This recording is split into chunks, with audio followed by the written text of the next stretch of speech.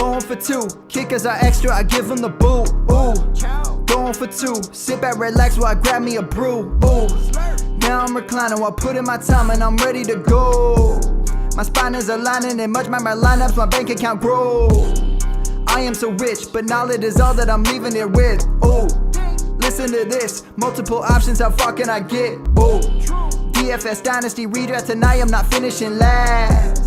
I'm finishing past any and all, I am looking to last. What else? This spot is popping and I am so locked in and only opening the door when it is opportunity knocking. And all of these spots keep on talking and talking. So what are we talking? What kind of alignment? And running it deep, even players forgotten or came from the bottom or hitting that top. And this spot is popping, yeah, this spot is popping. And woo! This is the armchair, yeah. Put up your arms, yeah. Sound the alarm, yeah, yeah, yeah. Woo! What is going on, guys, and welcome to episode 283 of the Armchair Fantasy Show. I'm your host, of course, Jeff Lambert. You can always follow me on Twitter at JeffLambert77.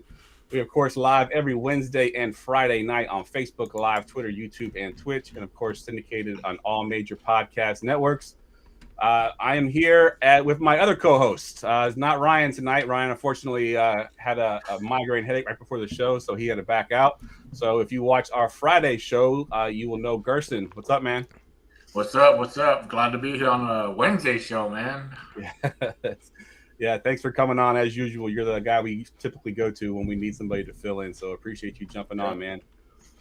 And our guest tonight, also no stranger to the show, he's been on quite a few times, Mr. Joe Bond of FantasySixPack.net, and also the Fantasy Six Pack Happy Hour podcast. You can follow him on Twitter at F6P_Joe. What's up, Joe? What's going on, man? Glad to be back. Trying to get through the week, man. It's we need some sun, bro. You know how it is. Yes, Been cloudy it's been for like a raining week. days. I'm tired. Yes, it has. Yes, it has. So for the people that don't know who you are, kind of give us a quick rundown of what you do in the fantasy space here. Yeah, so obviously you said it. FantasySixPack.net is where you can find all of our work here. We got about 50 writers that write football, baseball, basketball, hockey, golf, DFS betting stuff. We do some March Madness as well. So we got all that there. You can hit me up on Twitter at F6P_Joe. The site is at Fantasy Six Pack. But right now we're just hammering all the football. And yeah, the big thing is right now is, we've got our membership plans where, some of our content's behind the paywall, our rankings that are award winning at this point, multiple top fives. We've got some top 10 draft finishes. We've got me and one other writer in the top 15 right now for in season. And then we got another one in the top 30. So we're doing really, really well right now in that regards. And then, the best part about that membership, man, is you get that access to us on Discord. So, you get that customized league advice directly from the award winner writers and rankers that we've got over here at Fantasy Six Pack. So that's what it's all about. Good stuff, man. Good stuff. All right, let's go ahead and jump into it. Hey, you know what? F*** you. All right, as always, it's Bleep You Wednesday. So Joe, give me your Bleep You for this week. Dude. F you NFL for putting London games on at 9:30 in the damn morning Eastern time. Man, if I lived on the West Coast, there is no way in hell I am awake for the start of that game. Dude, I'm not that diehard. Like, no way. No effing way. And then you add on top of it this week, right? And I know this is a big debate on Twitter. Some people are like, oh, you should just man up and own up to it. Screw that noise. If I was on the West Coast and Alvin Kamara was on my team and there was pretty much very little, indication that he was going to miss this game, it's pulled out, an hour before the game? Yep. Mm-hmm. Like, that's 5:30 in the morning West Coast time. No way am I awake. Crazy. Like, I just don't understand, and well, I guess I do. So, I know that the NFL is trying to own the whole day. They want that game to have kind of, the national audience, and then they want to have, although it's NFL Network only, so how many, that's not everybody. Like that's like special cable packages, guys. So there's got to be something going on here. So you get that. But then there's people on Twitter that are like, oh, you should just own up to it. It's your fault, blah, blah, blah. You should have had a better plan, set an alarm, wake up. It's like, no, it's supposed to be fun. Is that supposed to be a job? Get out of here with this noise. Like, NFL needs to figure this crap out. That's because the London games are terrible as it is for the most part. And then you add on they're just super early in the morning. Have them prime time in London, and then they're like normalish time here. Yeah. That's how you do it. They're still gonna get some national audience here. Yeah, I agree with that. I do kind of like football in the morning. I like having to have breakfast and have football at the same time. But I do see your point, and I see Breedlove Gaming is in here. He can attest to this because it's a league that we're in. I traded him for Alvin Kamara this week. Put him into my lineup. Went to bed on Saturday night. Set an alarm for 9:25 to get up. My dumb ass didn't get up until 9:31. Oh. So Kamara is locked into my lineup. And then, not to add insult to injury, the person I would have put in instead of Kamara would have been Chris Olave. And had I put Chris Olave in, I would have won my matchup by 1 point. But I lost. I wonder if it's the type of thing where it's like, a lot of leagues did, and all the leagues I ran did, when COVID was bad, right? And it was, okay, this game, might have some COVID implications. The players that are on COVID, they're clearly not playing, but we don't know if the game's going to get outright canceled. And so I wonder if it's the type of thing where it's like, all right, you just need to post in a league chat this is my contingency plan. If A happens, I want B instead.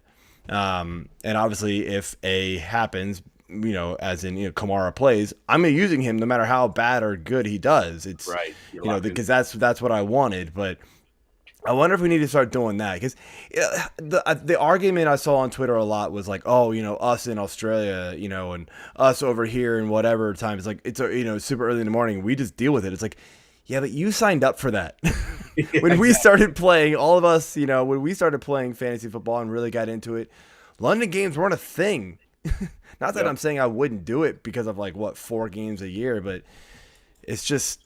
It's too much, There just has to be a contingency plan, and I really kind of just wish NFL would just get rid of the London games or make them prime time over there. Yeah, good call. All right, Gerson, give me your bleep you. Yeah, my big bleep you is Antonio Brown. This guy is a freaking straight up clown. The worst human being that you could probably meet in the NFL. I mean, besides the ones that do domestic violence and whatnot. But, I mean, this guy now tweeting out, Instagramming pictures out of Tom Brady's wife right after he's going through a divorce. Then he goes out to Dubai and flashes his dick. I'm like, bro, are you well, we know he's mentally. Gotta be something. Yeah, I think. Yeah, something's wrong. But that guy is a clown. I don't ever want to see him in the NFL again. I honestly think that the Hall of Fame should leave him out, just blackmail him or whatever blacklist him, whatever they call it. Yeah, he's pretty much blacklisted at this point. He's not. I think he's done after the time he ran off the field. I think he's finished. All right, so my bleep you is an interesting one because it's actually my team that I'm going to say bleep you to, and it's the 49ers defense. And there's a couple of reasons to this. One, I had a 7-game parlay that basically was a special on DraftKings that you pick 7 games, and each team in each game had to score a touchdown and a field goal, each of them. I hit all 6 games on Sunday. I just needed a touchdown and a field goal from the 49ers, which we got, and a field goal and a touchdown from the Rams, which they kept the Rams out of the end zone. So I missed out on $200 because my defense kept me out of the end zone. To add insult to injury, the defense in one of my leagues, I was playing against them, and I was winning by 32 points. The defense scored 33 points and beat me. So, F you to my defense. Brutal week. Wow. Dude, we had a writer who had a 5 or 6 game parlay, or betting parlay. I think it was different things, but they gave him the option to cash out Sunday night for like 200 and change off a $20 bet. But his game Monday the pick Monday was literally just Rams win. And we're all like, I mean, the 49ers have looked kind of mediocre. The Rams are still the Rams. Yeah, I think you're good. Oof. I feel bad. We not only did he not win, you know, obviously he lost all his money. He lost $20, but he would have ended up cashing out like 280. But if he had won, he would have won like almost $600. Wow. Yeah, so that sucked, dude. Saying, I've done, yeah. And that last drive too. That last drive, like, come on, jump time. Of course, Stafford has to recover it, so which also was the fumble that basically caused me to lose my matchup in the fantasy league as well. So brutal. All right, that's probably was the longest Bleep You Wednesday we've ever had. So we got a lot to catch up on. News and notes from around the league. News and notes, as always, brought to you by Underdog Fantasy. Single game and single week best ball leagues are here. If you love fantasy football, nothing better than weekly best ball leagues like Underdog offers. You need to wait around to the end of the season to see if you won. You have a chance to win every week. Get the Underdog Fantasy app for iOS or Android. Use our promo code GF2 and get a 100% deposit match up to $100. Underdog is one of the fastest growing fantasy sport platforms on the market, and there's a reason for that. See what the hype is about. Get the app. Use our promo code GF2 and start winning. All right, so we got lots of news and notes here, but the first one here at the top that I want to talk about, and I'll go to you first on this one, Gerson. Brian Robinson looks like he may be back as early as this week. He's been cleared to at least practice. We don't know if he'll play yet or not. For one, in redraft league, are you picking him up, hoping that he can be the next big thing? And if you own him in Dynasty, are you comfortable starting him in the next couple of weeks? Well, I already drafted him. I drafted him and put him on my IR. I mean, that like before. It's funny because he got shot during my draft. So, you know, like, dang, that sucks. But yeah, I'm picking him up. I'm stashing him, you know, like down on my bench. But I don't know, man. Like it's Rivera, man. You never know how he does it. But I see the upside. So he's a good. I pick him up, stash him. What about you, Joe? Are you comfortable? Let's say you're in a position where you've got, you know, some pretty awful running backs this week. Maybe you got like Nyheim Hines on your, you know, as an option, and you know those are the guys you have. Are you comfortable putting him in your lineup this week if he plays? No, I'm gonna wait and see. You know, first game back, you want to see how this guy reacts. You know, it's a great story, obviously. You know, happy to see this guy back. I'm with Gerson here. You know, I drafted him in a couple of different leagues. Thankfully, was able to stash him on the IR in those. But I'm holding out hope that he's gonna be the guy here. Yeah, I've got him in a few of my leagues as well, and then same thing. I just held on to him, hoping that he came back. I think I actually took him in the Scott Fish Bowl, I believe, too. So he will definitely help me out in the long run. But yeah, I think this week might be a little bit tough to put him in there. They might ease him in if he plays at all. And I'm not wanting to put a guy into my lineup that I don't know what his workflow is going to be right off the bat. Yeah. All right, sticking with the running backs here, I want to talk about this Baltimore backfield here. So Justice Hill, they say that he might be out for a bit. And then Ravens designate Gus Edwards to return from a knee injury, kind of the same thing as what Brian Edwards was doing with here. And I'll go to you on this one first, Joe. Do you think Gus Edwards comes back to be fantasy relevant? I know we all kind of thought he would be with J.K. Dobbins there, but they've been looking more of like a one running back team so far this year. But do you think Gus comes back to a split? I do. I mean, they obviously liked him a lot, 2 years ago.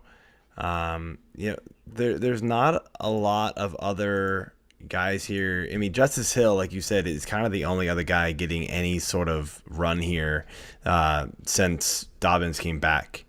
I think just from the past, what we've seen, Gus Edwards is going to be the 1B to Dobbins at this point.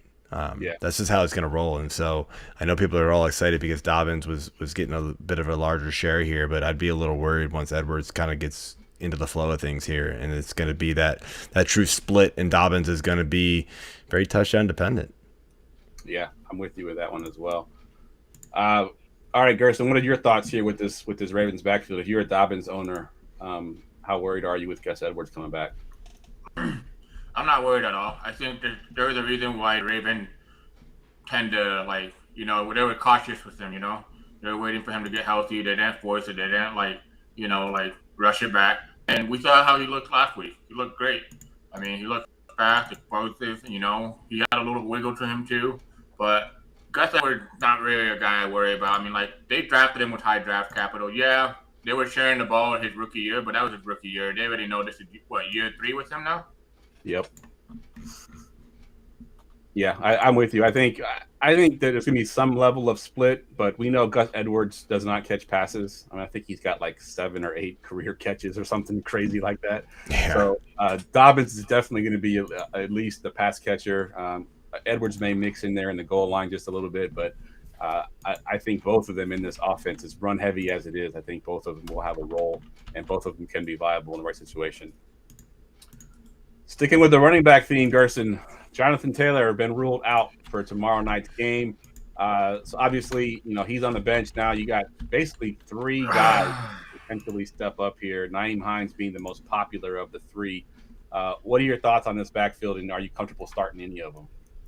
No, I'm staying away from it. I mean, I get the whole Nyheim Hines, but yeah, they'll be playing from behind, that's for sure. I mean, I don't even know in this game because the Broncos just been just as bad as any.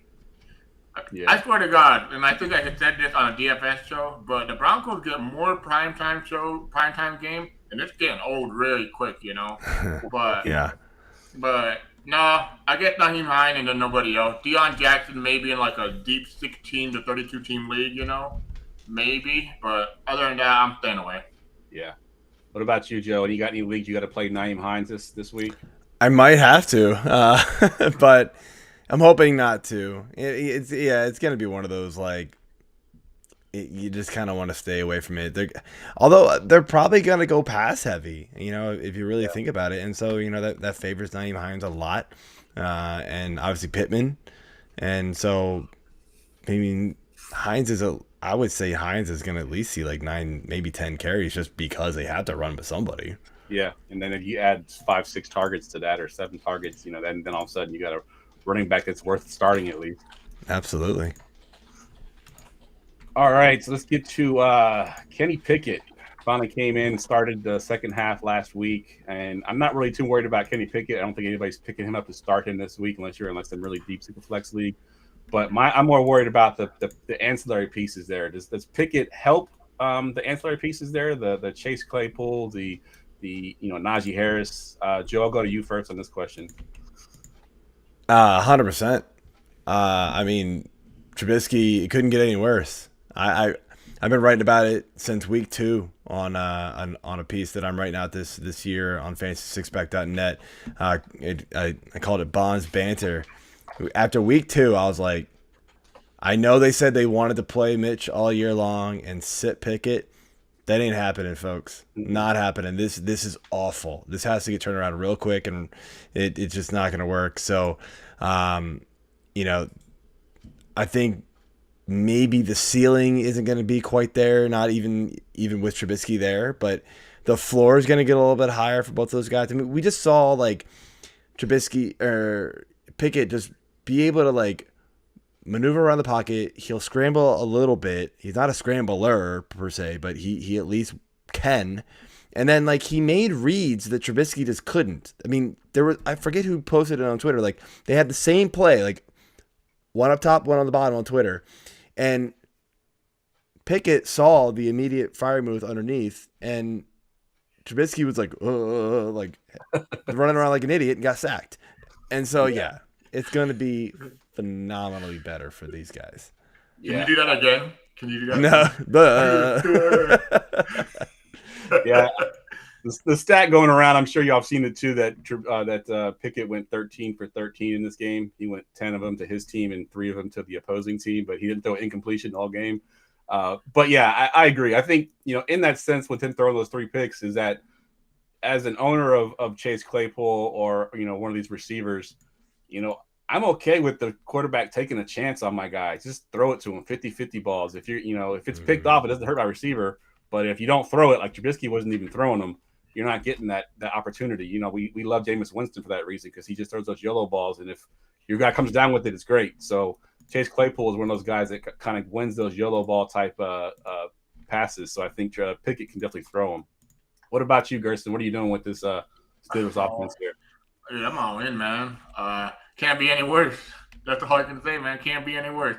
And George Pickens, I mean, I love this guy, just the person he is, the player he is. I mean, coming from the draft when he was watching it like he was like homeless, and then I think it was last week. No, I think it was last week. I can't remember what. No, it was Thursday Night Football where Trubisky looked the other way. George Pickens was wide open. He just like pretended that he caught the ball. I love that guy, man. But I'm all in on that, man. I'm buying them. I'm not buying Najee very much, but all the pass catchers, yes. Yeah, I'm with you. All right, let's finish up here with backfield. And Clyde Edwards-Helaire has been kind of a surprise, as far as his fans. You really break it down, he's not getting a ton of opportunities. He's just getting the touchdowns. And Isaiah Pacheco has been kind of eating into that workload. Last week, he got 11 rushes for 3 yards. He's more efficient on a little bit of time. If you take away the touchdowns, he's more efficient on the touches that he gets. So let me ask you, Gerson, are you worried as an owner of CEH that he can't continue this touchdown pace and that Pacheco might eventually overtake him in this backfield? Oh, hell yeah, dude. I'm a Pacheco guy, too. I was been riding Pacheco since the offseason. I bought him everywhere. And I sold him high. I either was asking for a first-round pick or a draft asset, for players that I thought could help me in a 2-for-1, But I'm buying Pacheco. I added him on every waiver wire on redraft. I even traded for him in one league, Richie James for Pacheco. People were laughing at me. I'm like, they thought I was just making a trade just to make a trade. And then the next week, they're like, fuck, one of the guys on Sunday goes, at the moment, I was just laughing at Gerson, but now I can see why he wanted to trade for Pacheco. But I'm buying him, man. Pacheco, I'm selling Clyde. This is the highest value you're going to get. You might as well sell. Yeah. So you agree with that, Joe? Yes, 100%. I mean, you're already seeing it. I mean, overall in the season, outside of the passing work, which CEH has 3 touchdowns out of inside the red zone, he has less rushes than both Pacheco and McKinnon inside the red zone. Like, just not good underlying data for CEH to be able to continue what he has. I mean, look, have we seen lots of guys just kind of ride touchdowns to fantasy dominance? Of course. Could Kansas City allow CEH to be that guy? Absolutely, because they don't have really that great of a receiving core. Just history really isn't in his favor. So I'm not in on it. All right. Let's go ahead and get into stock up, stock down. Stock up, stock down. All right, Joe, you're the guest, so we go to you first. Give us one of your stock up guys. So it's funny you mentioned how bad Denver has looked, and I do completely agree. However, I am saying stock up a little bit on Russell Wilson. We've all been writing him off, and rightfully so. He's been horrible. But last week, man, he looked pretty decent again, man. 237, couple touchdowns, no interceptions. Was able to he ran a little bit more than he had been in week 3. He started, kind of doing that Russell thing where he kind of just runs outside. Kind of feels like he's getting a little more comfortable with his offense, and I think now might be the time where you can still maybe get in on him a little low. Owners are probably still, pretty pissed off at drafting him where they probably did. So you might be able to buy a little low on him. He's been outright dropped in a few redraft leagues. Yeah. I mean, my leagues, I'm not allowed to do that because they're just too deep. But, I think in a lot of leagues you can go get him. Yeah. All right, Gerson, what do you got for your stock up? Yeah, I mean, we mentioned this guy, but early on, sucks for you, Jeff, but Chris Olave, man. This guy's stock has gone so high, and I mean, he's gotten better every game, I swear. I kid you not, he's getting more targets. I mean, obviously, Michael Thomas was hurt, but I think if either way they go, Dalton or Jameis, it didn't make a difference. He went out there and performed. So I traded for Chris Olave in a couple of leagues, and you're not going to be able to add him because he's not on free agency, but make an offer for him. See if someone, wants to do a Rondell Bateman for Chris Olave or, a higher tier wide receiver that you think is going to go stock down, and try to get him. Yeah, I like that call. So my stock up, we just mentioned a little bit about the Steelers pass catchers, and my stock up is Mr. George Pickens. Gerson knows that I called last week's on Friday night. I said this George Pickens week. He's finally going to have his game. He had over 100 yards, didn't score, but he definitely was being targeted a little bit more. So my stock up is George Pickens. If for some reason he's still on waivers, I doubt that he is. We'll go pick him up. But if you can go buy him somewhere, or if you've been holding on to him, I think the time is now that he's going to start showing what he can do on the field there with Pickett. So we'll be saying Pickett and Pickens a lot over the next couple of years. So that's my stock up, George Pickens. Let's go do a stock down now, Joe. My stock down, and we kind of already said it. I think it's Antonio Gibson. B-Rob's coming back. There's people that kind of just want to not believe that that's going to be a thing, but you're wrong. B-Rob was the guy, this preseason, and Rivera loves him, and I just think it's going to ruin Antonio Gibson's value at this point. Completely ruin it. Get out while you can. Get out while you can. I've been telling people to get out while they could for a little bit, but definitely now, the last chance you probably have to get out. I agree. All right, Gerson, give me your stock down. So this guy's stock down is going down, but after this, he doesn't have any stock. So his name is Allen Robinson. He has no stock no more. I'm done with them. They're like, geez, man, like I want whoever his agent is that got him a $46 million contract. Damn, dude. Lamar Jackson, maybe you should get him as your agent, because he's gonna get you more than what you're worth, man. But I'm out. I'm like done with him. Like I have him in one league, and Jeff, I don't know. You're not in this league with me, but I almost told people if you send me $5, maybe I'll take it. Yeah. So my other stock down that I'll give y'all, and then we'll do one more stock up, is Leonard Fournette. We kind of talked about it a little bit. The offensive line wasn't as good as it was, but I mean, just watching that game, I know they got down early and they had to kind of throw the ball a billion times to catch up. But I think they ran the ball 4 times all game, like 4 times all game. Like that's weird. Just not good. I know. Again, they were down, but I mean that's a bit ridiculous for a game plan going up against Kansas City is to run the ball, shorten the clock, keep them off the field, and they were just throwing the ball on every single down. And I think Fournette may have had one good game in the very first week, but since then he's been kind of bottled up a little bit. So I'm stocked down on Leonard Fournette. We'll go to you first this time, Grayson. Give me one more stock up. Okay, so Romeo Dub or Dom. Yeah, I had him. Whatever he wants. Okay, go ahead and talk to him. I have another one, man. Go ahead. No. I've got more. Okay. Yeah, Romeo Dub, man. Like, we didn't know who Green Bay wide receiver 1 was gonna be. I mean, Sammy Watkins was never gonna be it. We knew that. But dude, like, I was all in on Christian Watson, and Christian Watson got a rushing touchdown. I was like, great. That's exactly how I predicted this to go. He's a rushing touchdown, not a receiving touchdown, dude. It's ridiculous. But Romeo Dub looks like that guy that what Devontae Adams what used to be. He was running what I like to call a Devontae Adams screen, where he just gets the screen like a pick and then boom, And I don't know if you guys seen him play, but Romeo Dub looked bigger than what his actual size is.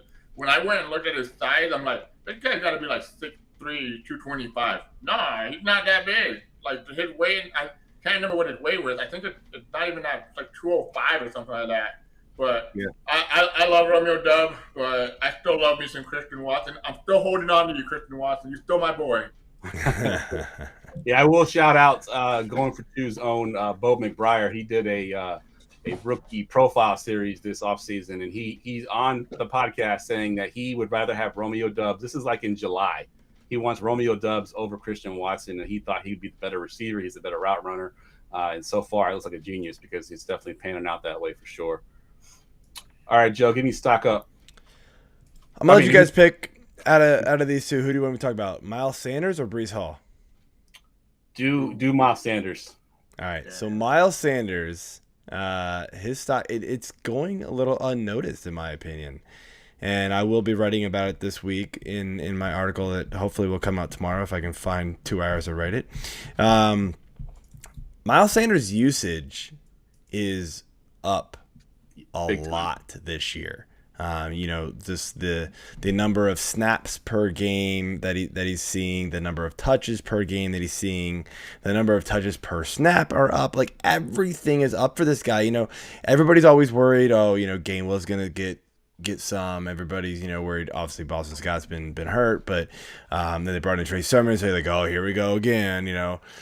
I think the only thing that could ruin it is if somehow they bring in Jordan Howard, right? That's the only thing that feels like it'll ruin it at this point. But Miles Sanders is seeing a lot more work, and he's seeing a lot of red zone work, and this offense is on fire. So we talk about how Clyde Edwards-Helaire is going to be is having a great season because touchdown upside and things like that, but Miles Sanders has that same upside because the offense is there, but he's also seeing like the vast majority of the work for this running back squad here. So the red zone touches too, which is important because last year he wasn't getting. Last year, bring in that guy Boston Scott, 5'7", bring in Jordan Howard. Yeah, exactly. Get out of here with Jordan Howard.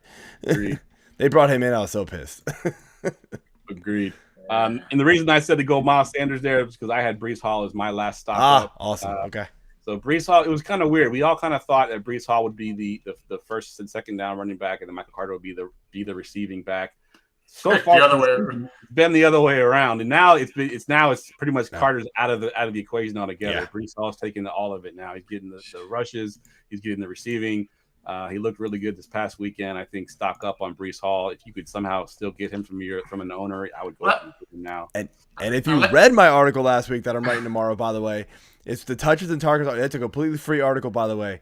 I said last week, this is happening faster than I think anybody thought. He got 11 targets in week 3. Absolutely insane. Everybody thought Carter was the pass catcher, like you said. He got 11 targets. Carter's out of the picture. That was already like he's gone. Yep. I think we have to talk about like when it's a top running back like Breece Hall, Jonathan Taylor, all these guys get drafted number 1 overall. I mean, like in the first or second round, like, dude, y'all need to stop doing this whole thing where, oh, Michael Carter is the running back 1 there now. Oh, Naheem Hines. What? Jonathan Taylor is running back 3? He's on a depth chart? Depth chart don't mean shit. When the NFL game happens, the coaches want to win. Yeah. And, like, seriously, don't ever sell low on Breece Hall or that player because of news. Like, come on, man. That's exactly how that was Jonathan Taylor, too. He struggled those first couple of games, and a lot of people sold him, and then they paid for it because he ended up being running back 6 at the end of the year. So, agreed. You want to do one more stock down? Y'all got one more stock down to do? I can pick one. Yeah, I got one. All right, we'll go to you first, Joe. So, I mean, Kyle Pitts is the obvious one, so I'll go Matthew Stafford.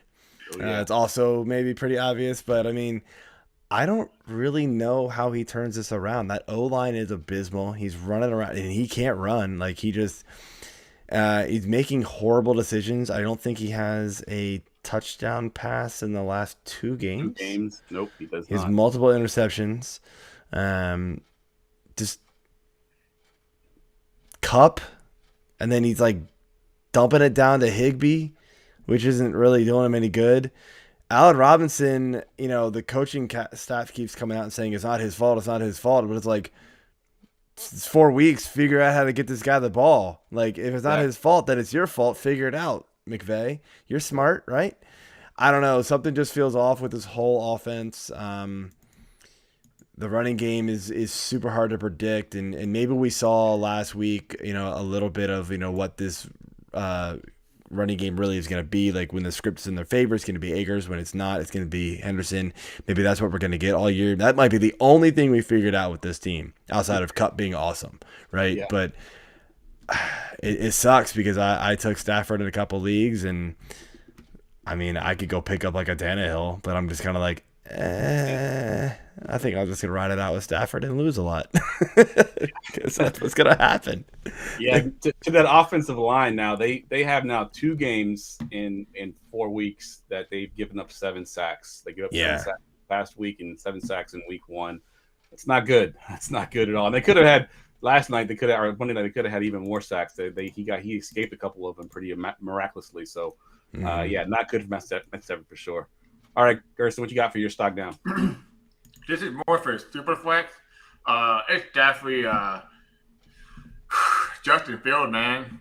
Like, dude, just like I couldn't believe it. Like, oh, cool, no Matt Nagy. Like, what's their excuse now, man? Like, they're passing the ball like 22 times last week. Cool, but before that, man, that was crazy. Before that, Dak Prescott had more completed pass than Justin Fields' 3 games, and he only played 1 game so far this season.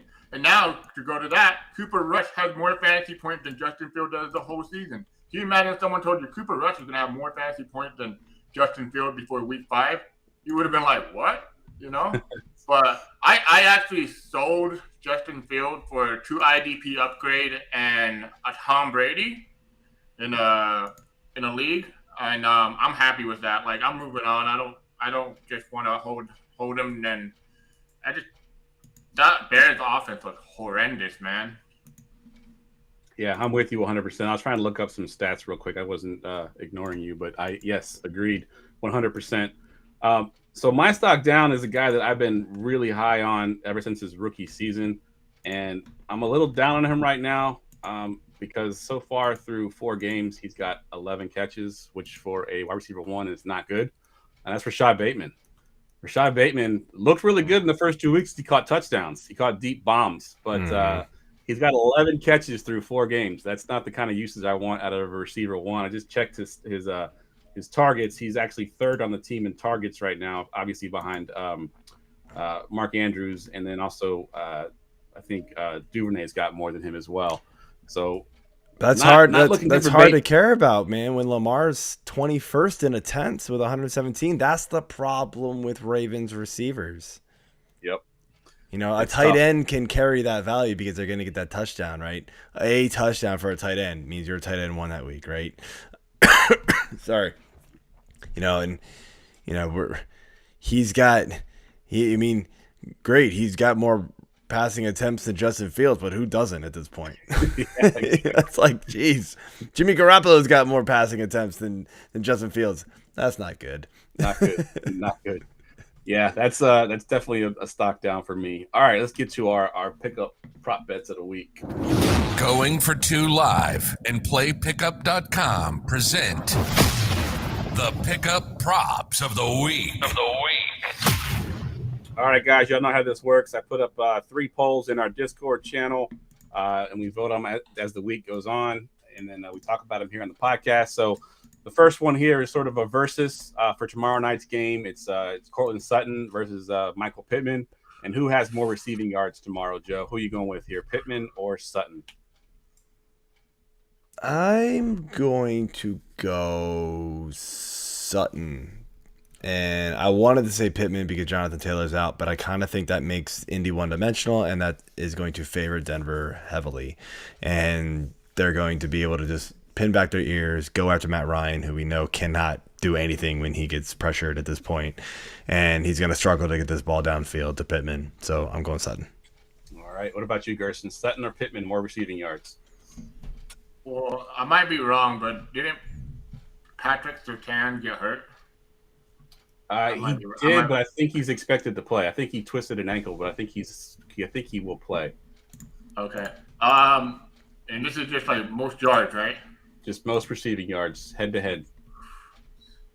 Oh man, that's tough. I think I'm gonna go Pittman because Taylor being out, and then Naheem Hines there, and they'll be playing from behind. I think the Broncos will do a little better without no Shaquille Leonard too on the other side. They'll be able to attack them. I'm gonna go Michael Pittman. He's gonna. I mean, after last week, it's only up, right? But give me Pittman for sure. Yeah, so I'm torn on this one because I love Pittman, and I kind of see both sides here. Are they going to be pass heavy because Taylor's not there? But at the same time, if Taylor's not there, they're one dimensional. They can just kind of sit back and pass coverage.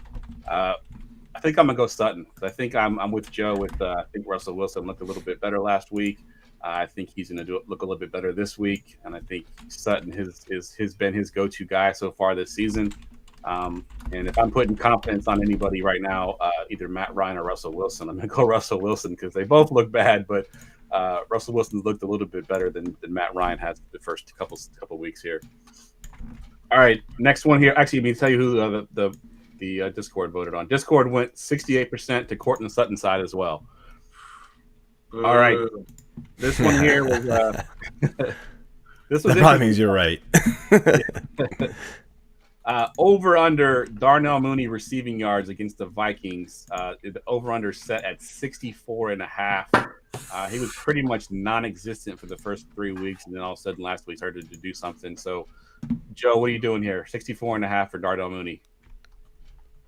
You got to go under. I mean, it was basically 2 catches that got him over, and he's got that talent. I just don't trust this team yet to make that over. That's a good line, though, man. I mean, it doesn't take much for Mooney to make that, but they just aren't passing the ball enough.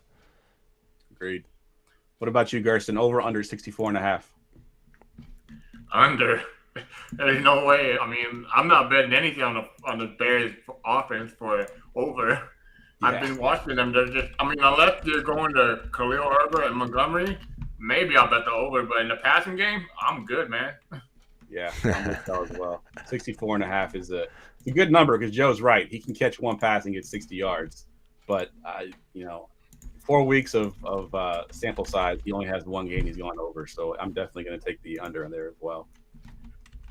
All right, last one here, Gerson. We'll go to you first on this one. This is another head-to-head matchup. Joe Mixon versus J.K. Dobbins. Who has more rushing yards in Week 5? Do you know who they're playing? They're playing each other. Oh, they're playing each other? Yeah, it's a head-to-head matchup in the same game. Joe Mixon versus Bateman. You said rushing yard, right? Oh, I'm going Mixon. That's for sure. Mixon. Mixon versus Dobbins, yeah. Yeah, I got Mixon because Mixon won't share the ball with anybody. Dobbins will share the ball with Lamar. Yeah, that's a good point. That's true. What you got, Joe? It's tough, man, because Mixon hasn't been doing much of anything. No, he's been getting volume. He's just not doing much with it. Tons and tons of volume. I mean, but Dobbins even last week only saw, a handful, the handful of carries, and thankfully kind of fell in the end zone. I'll go Mixon as well, because there is also that, the chance that Edwards is back this week, and maybe he only sees 5-6 carries, but that's 5-6 carries that Dobbins has to share even more than Mixon doesn't share with anybody. So right. There you go. Yeah, I'm with y'all as well. I'm also going Mixon on this one, and the Discord agrees at a 65% clip with Mixon getting more. Like Kirsten said, I mean, the running back there you want is Lamar Jackson. He's also the quarterback you want too. So I like Dobbins, but for as far as rushing yards, I think I'm definitely going Mixon here. All right, now we're going to do a little bit of Dynasty stuff. Attention, everyone. Let's mock draft. So typically we do mostly redraft this time of year, but I wanted to sort of do a little check-in here on Dynasty. Of course, we all did our Dynasty rookie drafts in the offseason.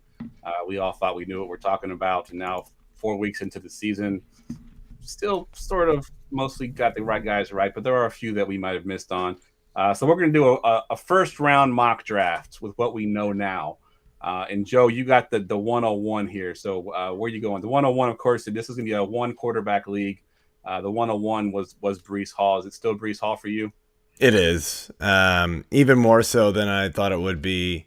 As you mentioned earlier, the coaching staff came out and said, for at least for now, right, Michael Carter's the guy. I don't think anybody really believed that was going to happen all season long, but I thought it was going to kind of carry at least maybe the first half of the season. And I mean, we're already seeing it a quarter way into the season. This is Breece Hall's backfield, and I think he looks amazing when he gets the ball in his hands. This guy's going to be something special, in my opinion. Yeah, I'm with you. I think Breece Hall will be my 101 as well. Gerson, you got the 102. Where are you going here? Again, one quarterback league. Yeah, this is a tough one, man. And by the way, when Jeff said there's going to be guys here that we hit on and hit and miss on, well, if I could ever hear Skip Shannon's, I'm looking at you, Guy Moore, Christian Watson. Yeah. But, I think my 102 is going to be Drake London. The guys look great, and I always like to target those wide receivers that I know will have longevity in a rookie draft. If it's not Breece Hall, I'm going for longevity as wide receiver.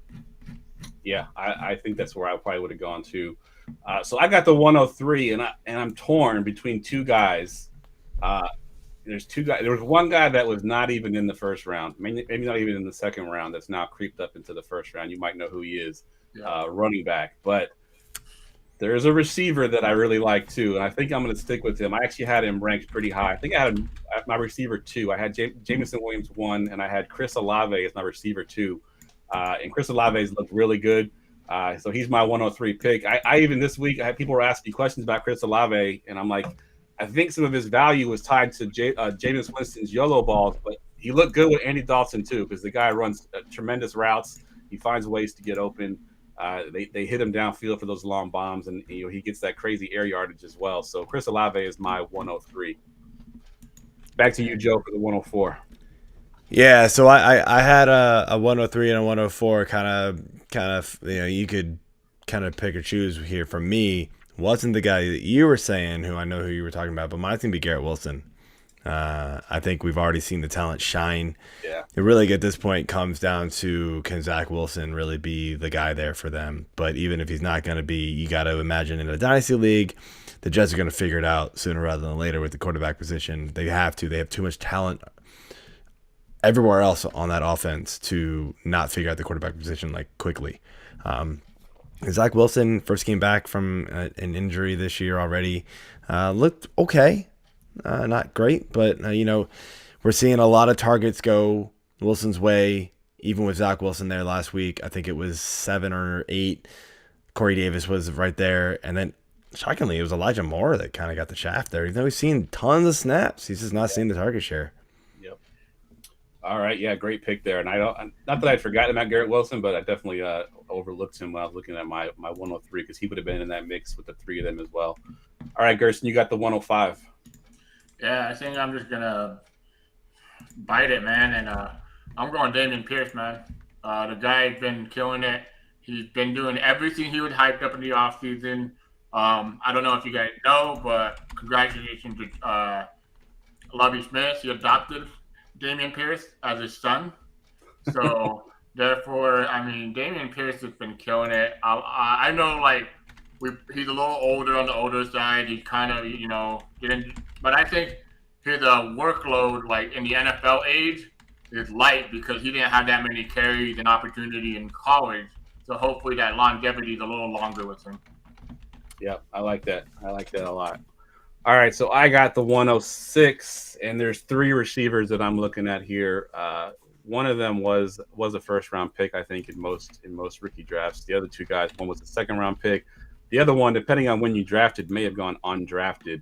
And I think that's who I'm going to go with, just so I can talk about him. I don't want y'all to take him, so I want to be able to talk about Mr. Romeo Doubs. We kind of mentioned him already. I'm going Romeo Doubs. He's tied to Aaron Rodgers for at least, I think, one more year at least, next year, I think. And then, we know what the Packers have done in the past with quarterbacks, so I have to imagine that they can figure it out for once Aaron Rodgers retires or moves on. I think Romeo Doubs is going to be the wide receiver 1 there for a long time, and he's looked really good so far. So I'm passing on 2 guys that I really like as well, but I wanted to make sure I got my Romeo Doubs in there. Joe, you got the 107. So Jameson Williams still on the board, I'm assuming. Yes. So I know he's hurt. We've honestly really no idea when he's actually coming back. But I still think this guy is super talented. And, as much as we don't like Jared Goff, Detroit has figured out something there where they've gotten some production out of him. Amon-Ra is amazing. We saw Hawk just go nuclear this past week. Swift's been good. Williams has been solid. This offense is clicking. And so Jameson Williams is at least, just by default, the second best receiver on the team as soon as he steps on the field, right? Yeah. And kind of can get into the flow of an NFL game. So I like this guy's upside. He's huge. And so that's just something they're missing there. And I really think he can be something special there in Detroit if they can, keep this coaching staff together and just kind of keep things moving forward, which every year Detroit just gets better and better, man. Yep. Agreed. I like that. I saw a stat on Twitter. I never had a chance to actually verify if it was real or not, but someone put out there that Jared Goff has been part of 3 of the highest scoring games in NFL history. Like 3 of the top 5, Jared Goff, the quarterback of that team. So I know one of them was the Kansas City Rams game from a few years ago. That was like 50 to something. And then, of course, his past game with Seattle was a very high-scoring game as well. I don't know what the third one is, but interesting stat for all those Goff haters out there. He's been in some pretty high-scoring games, so nothing to sneeze at. All right, let's see. Gerson, we're at the 108. Yeah, that third game's going to be in the future because what they figured out is that their defense sucks. Yeah. Yeah, this is good. This is where it gets a little tougher, right? I'm going to stick to my process. I'm still pretty high on this guy. And I like the way he looked on the field. He just needs to get more targets and whatnot. And Treylon Burks still looks fast, still looks big. I don't know what the hell happened to him in training camp. They said asthma. I like to call it his fat ass was out of shape. But definitely give me Treylon Burks. I think right now he's dealing with turf toe, but in the long run, this is a dynasty draft. And from what I've seen so far, I think he can hang in the NFL. All right. I like that pick there. So I had 3 receivers on my board when I picked last, and 2 of them are still on the board. I actually forgotten about Jameson Williams, so great pick there, Joe. I sorted sleeper by points just to kind of get me an idea of the player pool, and of course, Jameson Williams isn't on that play pool, so I had to Right. So the 2 guys I'm looking at, I'm gonna go ahead and just mention both guys, and then I'll tell you which one I'm gonna take. But it's between Jahan Dotson and George Pickens. I think I'm going to lean Jahan Dotson. I really like Pickens, but from what I've seen, Jahan Dotson stepping on the field immediately. He's got 4 touchdowns already this year. This kid's going to be amazing. He's playing with Carson Wentz. I mean, God forbid we give him a good quarterback. What could he possibly be? So Jahan Dotson is my pick here at the 109. Joe, this is your last pick here at the 110. So I'm going the opposite, and it's George Pickens. We've already seen some pretty splashy plays from Pickens. Quarterback play there is just terrible, as we know. Hopefully things will get better with Pickett, but I don't think it's going to happen right away. I think it'll get slightly better, but we're not going to see consistent games from Pickens. But this guy is an electric player just from what you've seen already, and yeah, I just think he's going to be a guy that we're going to wish we had all picked in fantasy for Dynasty in the near future. Yeah, I like it. All right, Gerson, this is your last pick here, the 111. Oh, man, this is tough because I could definitely pick Sky Moore and Christian Watson, but they suck. So, could you have? Yeah, right? Frick, man. No, I'm going to go with the unknown, man, but I can see the upside. I'm going to go with Rashad White, man. He looked good as a pass-catching running back last week. Leonard Fournette banged up a little bit, man. And Uncle Lenny, man, I'm a big fan of him because he's a fan of us, you know. He's a big fantasy proponent. He said, don't worry, my fantasy players, I'm going to get you that touchdown. I'm all for him, but, I mean, I think Leonard Fournette now, 28, 27? No older? Yeah, I'm not sure. I think he's 27 going on 28. Yeah. I mean, and he has a lot of miles on his track, too. So, Rashad White for the upside, man. All right. I like it. All right. So I got the last pick here at the 112. And there are a lot of guys that we don't really know what they are yet. They still kind of working their way. Either they haven't got on the field yet or they're just not healthy. So I'm kind of picking a little bit of the unknown. It's between I got a couple guys on my list here. James Cook is one of them. Kenneth Walker, who was a top 5 pick, preseason.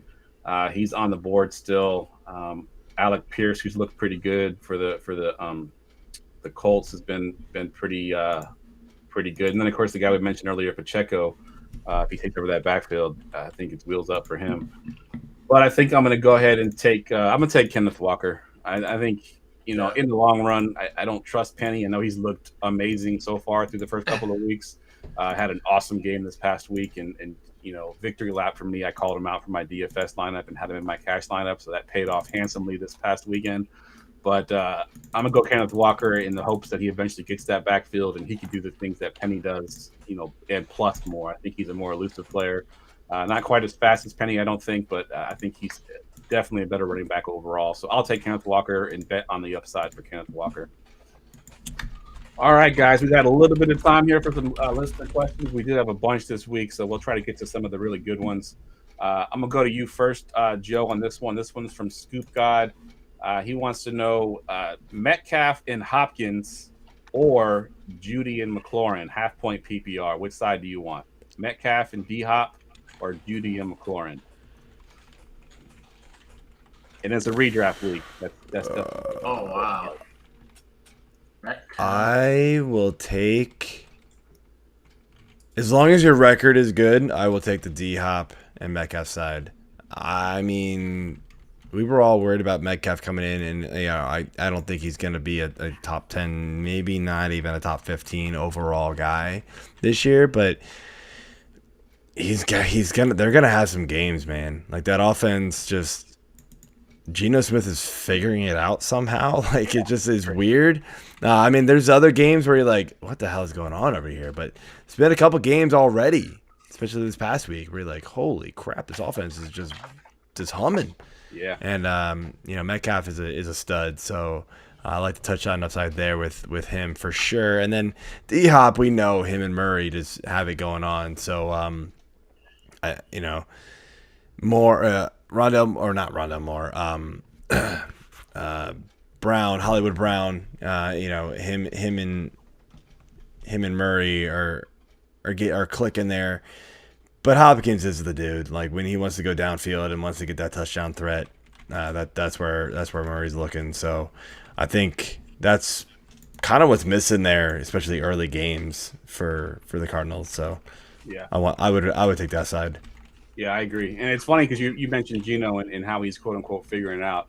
A friend of ours, co-host on the Friday night show, puts out these charts on our Facebook page, and he has a chart that shows quarterback efficiency, and it's basically a visual chart. It has just the helmets of the quarterbacks, and there's all these quarterbacks jumbled up in the middle, and then all the way out on the right, all by himself, is Geno Smith as the most efficient quarterback in the NFL right now, which is crazy to think. Absolutely. About.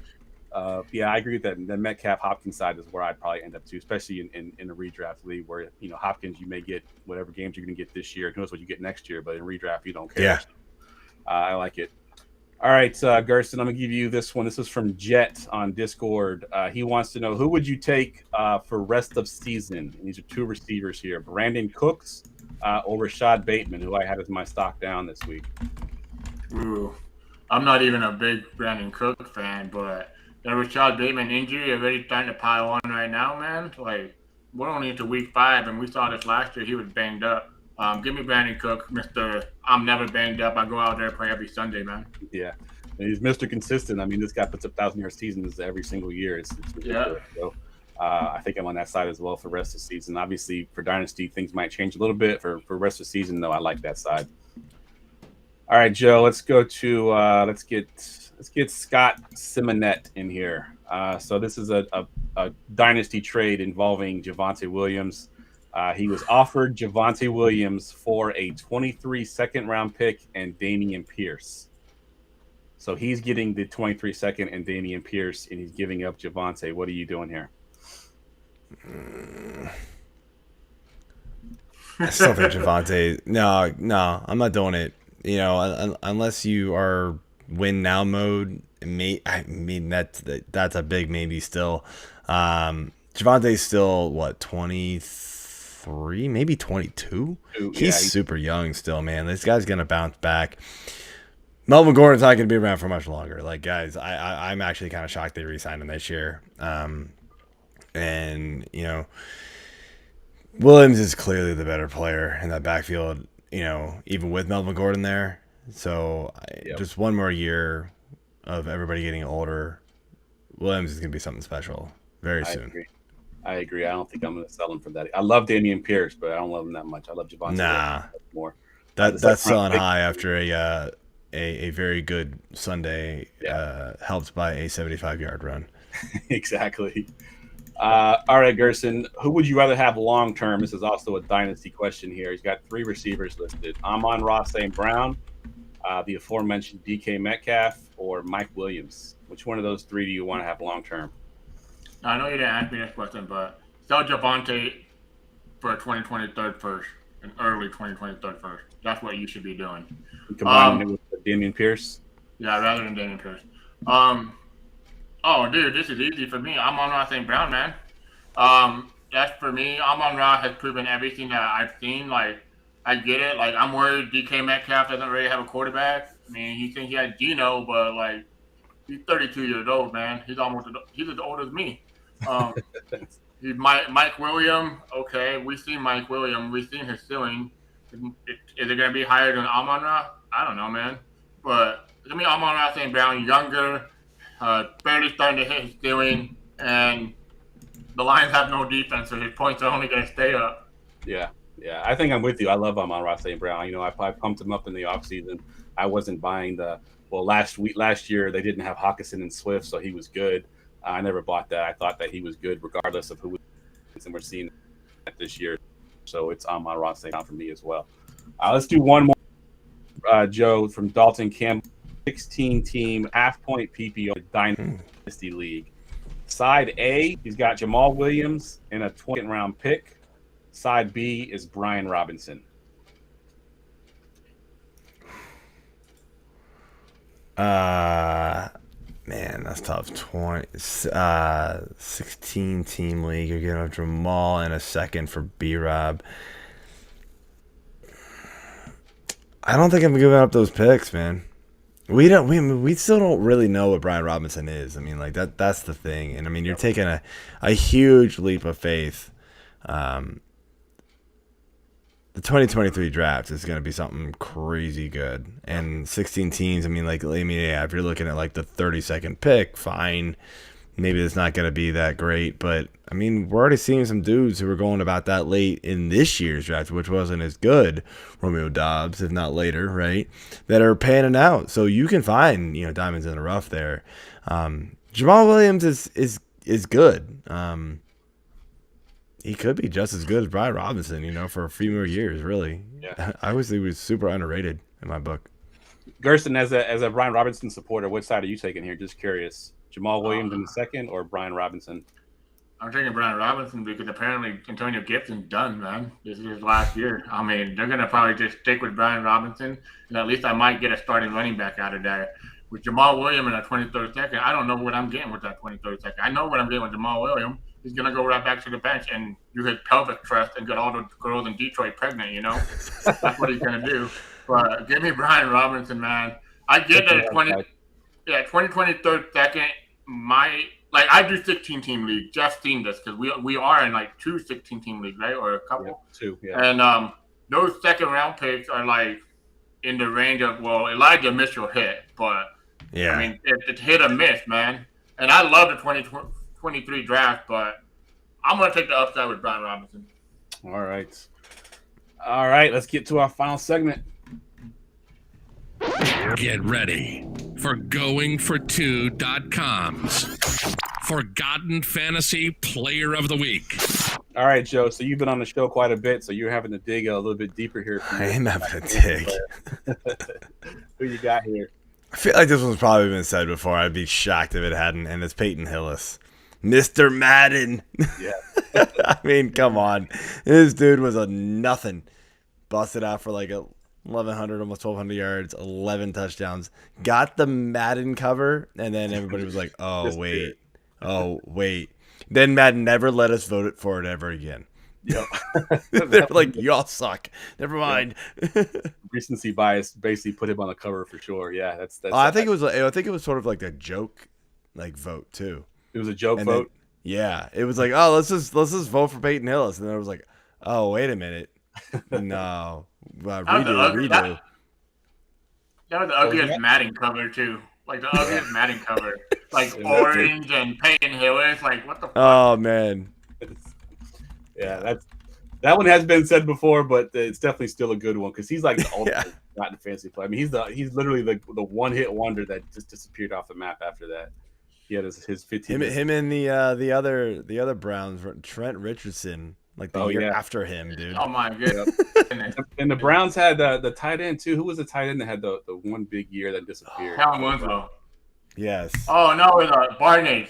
Barnage. Oh, Gary Barnage. Yeah, you're right. Yeah, Barnage. Then he went to like the Giants, and everybody was like, "Oh yeah, he'll still be good." No, nope. It was terrible. All right, that wraps the podcast up. We'll go around the room. Give us your Twitter handle one more time, and if you want to plug anything, we'll go to you first, Joe. Yeah, again, at F6P_Joe. It's the number 6. It's not spelled out. Again, hit us up on fantasy6pack.net.